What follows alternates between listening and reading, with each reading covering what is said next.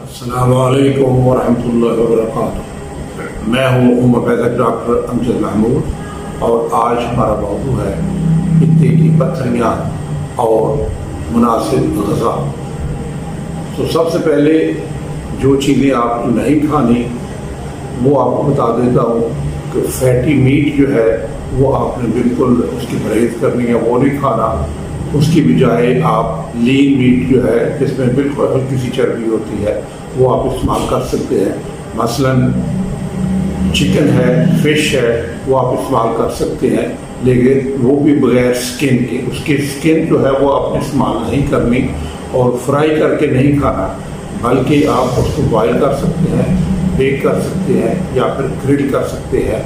اور کینڈ فوڈ جو ہوتی ہے، ڈبوں میں بند جو ہوتی ہے ویجیٹیبل یا دوسری جو کھانے والی اشیاء ہوتی ہے وہ آپ نے استعمال نہیں کرنی، ان سے آپ نے پرہیز کرنا ہے۔ فیٹی جو ڈیری ہوتی ہے، ہائی فیٹ ڈیری، وہ بھی اس سے آپ نے اجتناب کرنا ہے، پرہیز کرنا ہے۔ پیسٹری ہے، کیک وغیرہ ہے، مٹھائیاں وغیرہ ہیں، اس کی بجائے آپ لو فیٹ جو ڈیری ہے وہ استعمال کر سکتے ہیں۔ لو فیٹ دودھ پی سکتے ہیں، یوگرٹ آپ استعمال کر سکتے ہیں۔ وائٹ فلور پروڈکٹس جو ہے، جو بھی میدے کی یا وہ آٹا جیسے سارا کچھ نکال لیتے ہیں، وہ آپ نے استعمال نہیں کرنے پروڈکٹس، بلکہ اس کی بجائے بغیر چنے کے ہوئے کے آٹا جو ہے وہ استعمال کریں، اس کی پروڈکٹ استعمال کریں تو وہ آپ کو فائدہ دیتی ہے۔ جو پروسیسڈ فوڈ ہوتی ہے ان سے انسولین کا لیول بڑھ جاتا ہے، جو کہ آپ کا کولیسٹرول کا لیول بھی بڑھا دیتی ہیں، اس سے پھر آپ کا مسئلہ ہوتا ہے۔ شوگر والی اشیاء جو ہے، جتنی بھی سویٹ ڈرنکس ہیں ان سے بھی آپ نے اجتناب کرنا ہے، جیسے کاربونیٹڈ ڈرنکس ہے، میٹھی چائے ہے یا دوسری چیزیں ہیں، ان سے آپ نے پرہیز کرنا ہے۔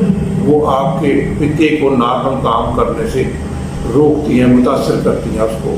اس کی بجائے آپ جوس پی سکتے ہیں، فریش جوس، پانی کا استعمال کر سکتے ہیں، دودھ آپ پی دے سکتے ہیں، لیکن لو فیٹ۔